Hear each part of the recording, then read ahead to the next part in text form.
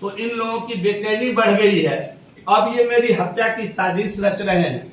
और आपको बता दें कि जैसे ही मैं पुरसा हाल करके गाड़ी में बैठा, गाड़ी में बैठकर आगे आगे थानेदार की गाड़ी, एक स्कॉट की दूसरी गाड़ी, जिला की गाड़ी और पीछे मेरी गाड़ी, ये 3 गाड़ी वहां से निकल गई है। वो जो वीडियो दिखा रहे हैं श्रीमान तेजस्वी यादव, कितने झूठे राजनीतिक होंगे, इतने असत्य बोलकर एक आज प्रेस कॉन्फ्रेंस उन्होंने पटना में किया, और जो वीडियो दिखाया है प्रेस के माध्यम से उसमें जिवेश मिश्रा का कहीं छाया नहीं, कहीं फोटो नहीं है, कहीं तस्वीर नहीं है। मैं आप सभी मीडिया के बंधुओं से करबद्ध प्रार्थना करता हूं कि जरा वो वीडियो मंगाइए। उस वीडियो में कहीं नहीं है जो पत्रकार अपने को सो कॉल्ड पत्रकार कह रहे हैं, पत्रकार की गरिमा को भी गिरा रहे हैं, वो खुद कह रहे हैं कि देखो देखो मंत्री जी भाग रहे हैं, बिना जवाब दिए भाग रहे हैं, सायरन का इस्तेमाल करके भाग रहे हैं। जब मंत्री जी भाग गए तो मंत्री जी उन पर हमला कैसे कर दिए? मेरा सवाल, इस सवाल का जवाब श्रीमान तेजस्वी यादव जी दें कि जब वही पत्रकार करा, मंत्री जी देखो बिना सवाल का जवाब दिए भाग गए। मंत्री जी ऐसे व्यक्ति हैं कि मंत्री जी काम करके जवाब देते हैं। मंत्री जी बरबोले के जैसा जाकर के, जिसने कुछ नहीं किया हर दिन एक वीडियो बनाकर डाल रहा है, जिसने काम किया है वो प्रमाण लेकर आता है और प्रमाण के साथ प्रेस करने की हिम्मत जुटाता है। ये लिखित किताब है जो मैं कुछ मीडिया के साथी जिनको चाहिए होगा उनको मैं देने की हिम्मत रखता हूं। और ये बिहार सरकार के साइट का टेंडर है, जिस रोड के हवाले से मेरी हत्या करने की साजिश रची गई थी, वो ऑलरेडी स्वीकृत रोड है, इकरारनामा हुआ पड़ा है। इसकी कॉपी भी अगर आपको चाहिए तो मैं आपको देने के लिए तैयार हूं। एक पढ़ा लिखा मीडिया का कोई साथी अपने कहता है, यूट्यूबर कहता है, तो उनके यूट्यूब चैनल पर देख लीजिए कितने वीडियो इसके पहले हैं और किसका किसका इंटरव्यू यूट्यूब पर आया है, कितने न्यूट्रल होकर उन्होंने पत्रकारिता की है। ये भी आपको खंगालना चाहिए, नहीं तो पत्रकारिता मर जाएगी और लोगों को पत्रकारिता के ऊपर इस प्रकार के संदेह खड़े करने का अवसर मिलता रहेगा। इसलिए मैं आपसे निवेदन करता हूं कि इस प्रामाणिकता को, अगर रोड नहीं हुई, ये तो बिहार सरकार के साइट पर दिखता है, मेरे से सवाल करने की जरूरत ही नहीं है। आप साइट खंगाल कर देखिए, ये मिल जाएगा। और मतलब रोड नहीं था, मतलब किसी बहाने घेर कर मेरी गाड़ी को पूछ देना, मुझे गाड़ी के अंदर मेरी हत्या कर देना। इतना बड़ा पत्थर पहले से लेकर रखा गया था जिसको उठाकर मेरे सर पर फेंकने की तैयारी थी, और थानेदार ने लगता है स्थिति को भांपा और वो मुझे पहले ही वहां से लेकर के आगे चला गया। 3 गाड़ी, थाने की गाड़ी और एक मेरा स्कॉट और मेरी गाड़ी वहां से निकल गई। मेरी 2 गाड़ी सिंगल रास्ता होने के कारण, जो पीछे का स्कॉट होता है और एक स्पेयर गाड़ी होती है जिसमें बाकी कैमरामैन बाकी लोग होते हैं, वो गाड़ी पीछे रुककर आप पता करेंगे कि कैसे जो अपने को पत्रकार कह रहे थे वो बोनट पर कूद कर बैठ गए, कभी नीचे उतर गए, अपने हाथ में जो बाइक का डंटा था उससे उसका शीशा मारकर फोड़ दिए और बाद में कहे कि ये हमारा माइक तोड़ दिया गया। ये सब आरोप, गलत आरोप लगाए गए। थाना खुद पहुंच करके बाद में वहां से गाड़ी रिलीज कराई और गाड़ी के पीछे भागने के क्रम में वो गिरे जरूर, ऐसा मुझे वहां के स्थानीय लोगों ने बताया कि जब वो गाड़ी का शीशा पीछे से मारकर तोड़ रहे थे अपने माइक वाले डंडे से, तो पीछे जब वो भाग रहे थे तो भागने के क्रम में वो एक बार गिरे जरूर, फिर खुद से अपना कपड़ा फाड़ करके, बाद में जब डीएसपी और थाना आता है तो खुद से कपड़ा फाड़ करके वो अपना वीडियो बना करके अन्य साथियों को बताने की चेष्टा करते हैं। तो मैं इन बातों को आपके समक्ष इसलिए रखा कि वस्तु स्थिति पर पर्दा डालने का काम श्रीमान तेजस्वी यादव जी कर रहे थे। और तेजस्वी यादव जी को मैं जरा याद दिला देना चाहता हूं कि जिस एमएलए को बगल में लेकर एफआईआर दर्ज कराने गए थे, तेजस्वी यादव जी बच्चे रहे होंगे, उनकी याददाश्त उस समय उतनी मजबूत नहीं रही होगी। एक एमएलए जिनको लेकर आज गए थे एफआईआर दर्ज कराने, वो एक दलित बेटे का हाथ का नाखून खींच लिए थे सरसी से अपने घर में बिठा करके। तेजस्वी यादव जी किसको लेकर गए एफआईआर दर्ज कराने? तो जरा आप इस बात को रखिए कि उनके बगल में बैठा हुआ व्यक्ति एक एमएलए था जो सरस्ती से एक दलित के बेटे का हाथ का पांव का नाखून अपने आवास में बुलाकर खींच लिया। तेजस्वी यादव वही व्यक्ति हैं जिनके पिता और माता के शासनकाल में एक आईएएस ऑफिसर की पत्नी चंपा विश्वास के साथ क्या किया गया, ये बात भी तेजस्वी यादव को अपने प्रेस कॉन्फ्रेंस में न्यूट्रल होकर के मीडिया के साथियों को बताना चाहिए था। और तेजस्वी यादव वही व्यक्ति हैं जिनके पिता ने किसी यूट्यूबर को नहीं, मैं ये दिखा रहा हूं, आप देख लीजिए, जरा सुन लीजिए।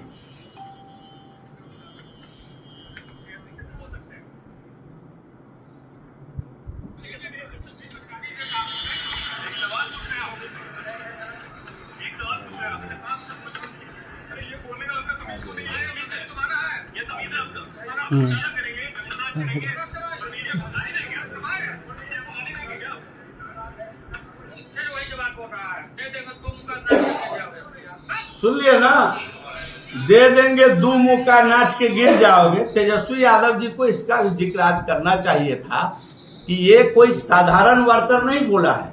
राष्ट्रीय अध्यक्ष जनता दल, राष्ट्रीय जनता दल के राष्ट्रीय अध्यक्ष और उनके पिता ने पत्रकार बंधु से कहा, और भारत और अन्य पत्रकार बंधु जो उनसे सवाल कर रहा है उनसे कहा कि दे देंगे दो मुक्का तो नाच के गिर जाओगे। तो तेजस्वी यादव जी को इसका जिक्र भी आज अपने प्रेस कॉन्फ्रेंस में करना चाहिए था। बाकी अगर ऐसे छोटे छोटे बिंदुओं का अगर हम हवाला देंगे तो बड़ी लंबी लिस्ट है, बहुत लंबा प्रेस कॉन्फ्रेंस हो जाएगा। तेजस्वी यादव जी आए थे, आज जिक्र कर रहे थे इसको। हमारे साथ अंजलि निषाद जी बैठी हुई, हमारे कार्यकर्ता जिनके माता का निधन हुआ वो अर्जुन सहनी जी है, उनके घर में गया था मातम के लिए। और तेजस्वी यादव जी लीडर अपोजिशन नहीं थे, डिप्टी सीएम थे। जिस समय उनके एक एमएलए इसराइल मसूरी जो उस समय मंत्री थे, एक सहनी समाज के लड़के की हत्या करवा देने में उनका नाम आया था और जमकर बवाल काटा गया विधानसभा के अंदर। तेजस्वी यादव जी ने उनका इस्तीफा क्यों नहीं लिया? अगर उनको थोड़ा भी मोरल अगर हो कि हमको जाले जाना है और जाले जाकर के सिंहवाड़ा में एफआईआर कराना है, तो उससे पहले जरा उनको अपने इसराइल मसूरी की चिंता कर लेनी चाहिए थी। उस समय भी उस हत्याकांड का दोषी कौन था, अनुसंधान चल रहा था। और मैं आपके अदालत में एकदम जिम्मेदारी पूर्वक एक बात कह रहा हूं, उन्होंने नकली दवा का चर्चा किया है। मामला सब जुडिस है, नकली दवा का कोई मेरे ऊपर आरोप नहीं है और ना ही मेरे ऊपर किसी प्रकार की कोई सजा मुकर्रर की गई है। मामला सब जुडिस है। मैं तेजस्वी यादव जी को नोटिस भेजने वाला हूं, कल से परसों तक डिफेमेशन का केस फाइल करूंगा। इसका भी जवाब श्रीमान तेजस्वी यादव जी देंगे, ये भी मैं आपको अभी यहां कहना चाहता हूं। और मैं उनको एक बात और याद दिला देना चाहता हूं, बड़े भाव से कार्यकर्ता उनको मिलने गया था हेलीपैड पर। आप लोगों के जो कंपनी है उसका कैमरा जरूर कैद किया होगा। हाथ पकड़ के झुला के, जैसे आदमी ये फेंकता है बैट बॉल जैसे घुमाता है, हाथ पकड़ के हेलीपैड से झुला करके उस बेचारे को फेंक दिए थे। तेजस्वी यादव जी को याद रखना चाहिए था कि वो भी एगो अति पिछड़ा का बेटा था। तेजस्वी यादव जी को ध्यान रखना चाहिए। तेजस्वी यादव जी को ध्यान रखना चाहिए कि इसराइल मसूरी के ऊपर जो हत्याकांड का आरोप लगा था वो भी एक सहनी समाज का बेटा था, उसको ध्यान रखना चाहिए था। मैं किसी विवाद में नहीं हूं, मेरा किसी विवाद से कोई लेना देना नहीं है। कल ये कुछ लोग ऐसे थे जिनके द्वारा एकदम हत्या की साजिश रची गई थी।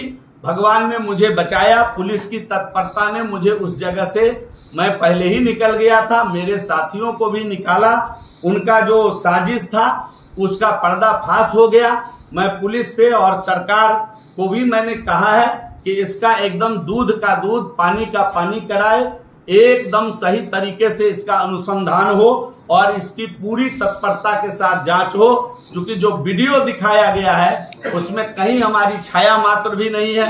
एक शब्द को, उसमें का एक शब्द को हमारा शब्द बताकर उसको प्रचार किया जा रहा है। मैं जब बाहर चला गया, थानेदार को भी मालूम है कि मैं उसकी गाड़ी के पीछे पीछे जब राजो पहुंच गया तब ये घटना रामपट्टी में घटी है। वो किसी और के वॉइस को, खुद उनके साथ जो लोग थे वहां के स्थानीय, उनकी वॉइस को हमारे वॉइस को बता करके दुष्प्रचार किया जा रहा है। तो हम तो सरकार में कहेंगे कि भाई इसकी भी जांच हो जाए कि वो वॉइस किसकी है और कौन है, कहां से निकला है। तो ये सब गलत दलील। मैं जब भाग ही गया, मेरा जब शीशा ही नहीं खुला, जब मैं सायरन का प्रयोग करके भाग गया, तो उनको मारा कौन, फिंगरप्रिंट किसका ढूंढ रहे हैं वो। तो ये सब काम मुस्तैदी के साथ एक एक करके खुद, जिसको यूट्यूबर कहिए या मोबाइल कैमरा धारी कहिए, हम तो उनको मोबाइल कैमरा धारी बोल रहे हैं, मोबाइल कैमरा धारी ने खुद ही अपने डायलॉग में कहा है कि देखिए देखिए बिना जवाब दिए भाग रहे हैं मंत्री जी, भाग गए मंत्री जी।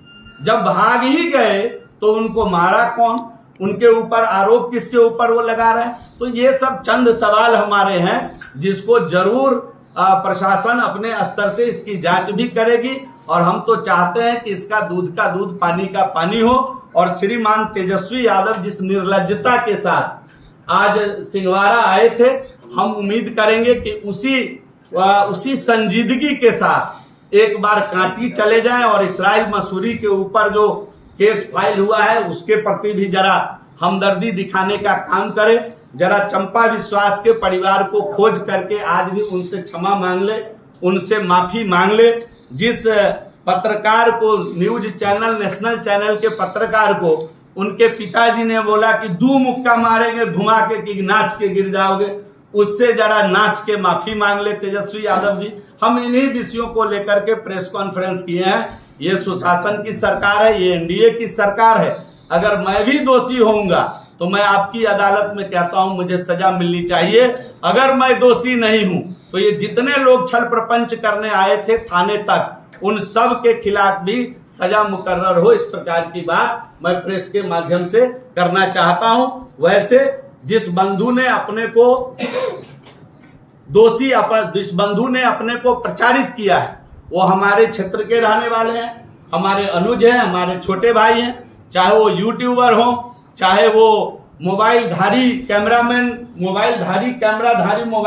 धारी वो क्या बोलिएगा नया आजकल वो हो। हम सब आजकल तो जहां जाते हैं वहां लोग मिल जाते हैं, तो हम उनका पूरा सम्मान करते हैं। हमारे छोटे भाई जैसे हैं। उनको कुछ लोग बलि का बकरा बनाना चाहते हैं, अपनी राजनीतिक रोटी सेकने के लिए उनको आगे करके कुछ लोग उनके कंधे पर बंदूक रखकर चलाना चाह रहे हैं।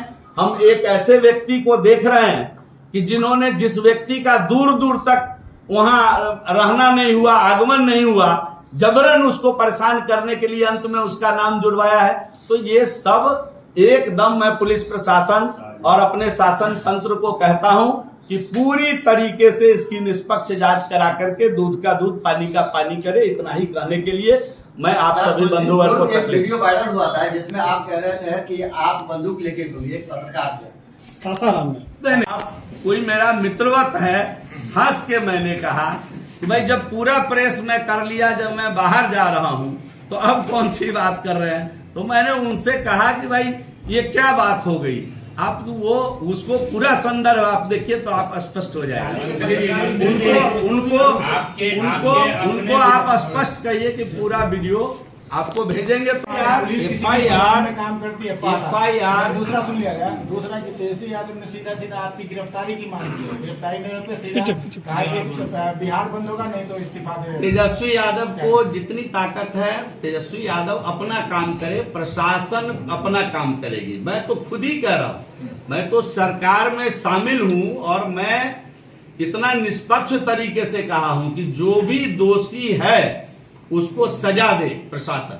हम तो पुलिस जो वहां के थाना इंचार्ज है उनकी गाड़ी के पीछे निकला, वो आगे निकले, मैं पीछे उनके साथ ही हूँ।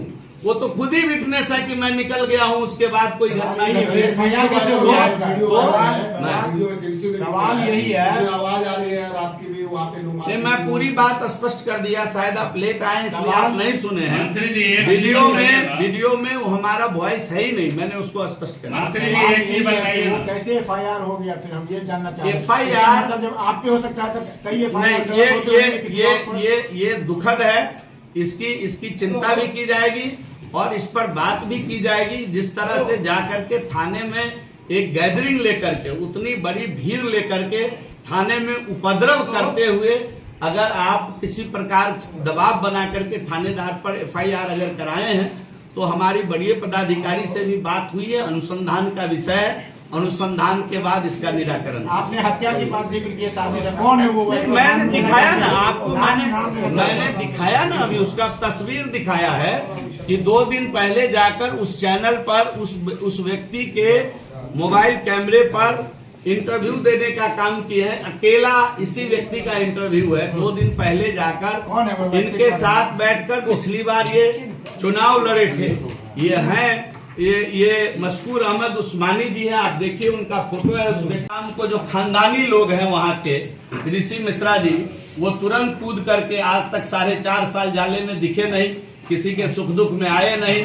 जब चुनाव है तो चुनाव है, जब चुनाव आ गया तो कहानी बनाने का प्रयास कर रहे हैं। तो जनता मालिक, सब जाले की महान जनता एक एक चीज का फैसला करेगी और इन लोगों का दाल गलने वाला नहीं है, ये भी आप आज लिख कर रखें। सर, आपने कहा हत्या की साजिश हुई है, लेकिन आपने अभी तक कहीं कोई आवेदन नहीं दिया। नहीं, आवेदन मेरा पड़ा हुआ है। आवेदन बताइए, आप एक बात बताए हैं अभी अपने कार्यकर्ता के बीच में, जहां आप कल गए, कल घटना घटी है, तो वहां पे आपके हत्या का साजिश रचा जा रहा है। आम जनता के साथ क्या होगा जब एक मंत्री के हत्या का साजिश? नहीं, मुझे मालूम नहीं। आप अगर देखें, साजिश तो पर्दाफाश से ही पता चला है ना। साजिश तो पर्दाफाश से पता चलेगा। इतने बड़े देश के अंदर कोई कहीं बैठकर किसी की हत्या की साजिश रच रहा होगा तो ये तो पर्दाफाश से, यही तो पर्दाफाश हो गया उसका। बड़ी बात है कि थानेदार को जब पता है कि आप निर्दोष से आप चले गए, तो थानेदार कैसे तेजस्वी यादव की बात पर एफआईआर? ये भी एक अनुसंधान का विषय। मैं बड़ी पदाधिकारी, ये तो जांच की विषय नहीं, यही तो अनुसंधान और जांच एक ही बात होता है। मैं यही बात तो कह रहा हूँ कि ये भी एक अनुसंधान का विषय है। इस पर भी मैंने बड़ी पदाधिकारी से बात की है, भी अनुसंधान का। सर आपने कहा कि वो किस बात को लेकर दिए हैं? राजनीति में आप पर आरोप लगाया गया है कि आपने उसको मां की गाली दी। वही मैं कह रहा, मैं स्पष्ट, आप तो यहाँ बैठे हुए थे, जब मैं थानेदार के पीछे, थानेदार के गाड़ी के पीछे निकल गया, जब वो मोबाइल कैमराधारी व्यक्ति ने स्पष्ट कहा कि देखिए भाग गए सायरन का प्रयोग करके, तो फिर मैं किधर से आ गया? मेरी आवाज कहाँ से आ गई? किसी आप लेट आए हैं इसलिए आपको कुछ मालूम नहीं है। ये सब विषय को मैं पहले रख दिया हूँ। कृपया करके अपने साथी का, मैं बोला ना कि रोड का काम है, जब बनेगा तो टूटेगा, और जब टूटेगा तो फिर मेरे जैसा विधायक रहेगा तो बनेगा। अरे उसका सवाल बिल्कुल गलत था। ये रोड 3,57,00,000 रुपया से स्वीकृत है। इसका नहीं जाना है, एग्री, इसका नहीं उस क्षेत्र की जनता को मालूम था। एक एक करके सवाल पूछेंगे। सवाल ये है मंत्री जी, हुई है या सड़क टूटी है तभी सड़क बनने जा रही है, बिना टूटे सड़क नहीं बनती। यूट्यूबर का सही था, वो यूट्यूबर है ही नहीं, वो यूट्यूब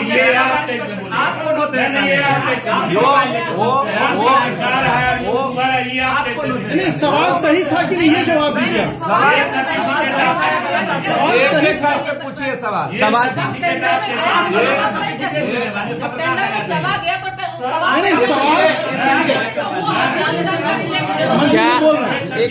क्या मोबाइल, मंत्री जी, क्या मोबाइल लेकर जो पत्रकार आपसे सवाल करेंगे वो पत्रकार या यूट्यूबर नहीं होंगे? मैंने मेरी इस पर कोई आपत्ति नहीं है। कोई भी सड़क नहीं बनाया तो आपने क्या किया? मेरी उसको सरकार ने नोटिस डाला है। लिखित पर क्या किया है कार्रवाई? उस पर सरकार ने नोटिस किया है। 25 तारीख तक का उसको डेडलाइन दिया गया है, उस सड़क में हाथ लगाने का, उसको बनाने के लिए। सवाल कोई कर सकता है, सवाल किसी का हो सकता है, मेरी बात सुनिए। वो तो तब तक नहीं बनाएगा क्योंकि वो मैं चुना हुआ प्रतिनिधि हूँ। वो बनाने वाले नहीं है भैया। मैं चुना हुआ प्रतिनिधि हूँ। मेरी बात सुन लीजिए। लेकिन पत्रकार का सर्टिफिकेट आप कौन होते हैं? नहीं, हम तो कौन है नहीं है ये आप कैसे हम इसको इस सर्टिफिकेट को बांट भी नहीं रहे हैं, लेकिन उनका कोई यूट्यूब चैनल नहीं है, इस नाते मैंने कहा कि वो यूट्यूब चैनल के ऊपर नहीं है। अगर नहीं रहे आम जनता आपसे कोई बिल्कुल, मैं वही बात कहा। आम जनता नहीं करेगा तो ये पत्रकार को बदनाम न करें। मेरा ये कहना है, मेरा ये कहना है कि पत्रकार को बदनाम न करे। वो कहे मैं आपका जनता हूँ, मेरा ये ज्वलंत सवाल है, पत्रकार को बदनाम न करे, ये मेरा आग्रह है। अच्छा सर, आपने कहा आपकी गाड़ी निकल गई, थानेदार की गाड़ी निकल गई, लेकिन आज सुबह जब आवेदन पर आपके बॉडीगार्ड की तरफ से, तो फिर वो बॉडीगार्ड आपके पीछे रह गए थे या वो भी आपके साथ गए? वही मैंने कहा ना कि 2 गाड़ी, वो सिंगल रूट था, पीछे से मुड़ के आने में डिले हुआ, 2 गाड़ी पीछे रह गई थी, जिस दोनों गाड़ी को डैमेज किया गया था। और दोनों गाड़ी का पीछे का जो शीशा है, एक गाड़ी को आगे से बड़ा पत्थर मारकर, जिस पत्थर से हमला करने का ये पूरा आप देखेंगे तो पूरा ये पटक गया था, और दूसरे गाड़ी को इस डंडे से मार करके पूरा उसका पीछे का शीशा तोड़ दिया गया था। ये 2 गाड़ी पीछे रह गई थी, इसलिए इसको ये बाद में फिर थानेदार वापस लौट किया गया।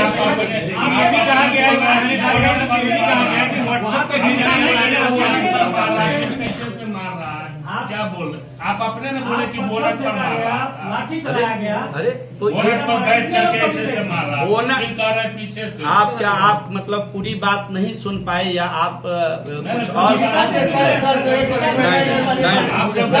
चलिए ठीक है, हमको जो एक आखिरी प्रश्न, नहीं मंत्री जी, एक आखिरी प्रश्न है, जाले से संबंधित है, जाले से ही संबंधित है। 13 तारीख को मानव अधिकार के द्वारा राजस्व विभाग को एक ऑर्डर कॉपी गई है सीओ पे FIR के लेकर के, अडानी की जमीन को लेकर के। उस समय आप मंत्री भी थे, किस तरीके से सरकारी जमीन सीओ ने बेच दिया? अगर ये गई है, सरकार कार्रवाई करे। बेच नहीं दिया, अगर उसने किसी को लीज पे दिया, मान लीजिए अडानी कंपनी, लीज पे अगर दिया है तो सरकार उसकी जांच करेगी, दोषी होगा। एक आखिरी प्रश्न पूछेंगे, हाई कोर्ट का वीडियो, अगर कोई भी चैनल पे हाई कोर्ट का वीडियो चलता है तो क्या उसमें राजद्रोह का केस लगेगा? हाई कोर्ट का वीडियो, हाई कोर्ट के जज का जजमेंट। मंत्री जी, इसका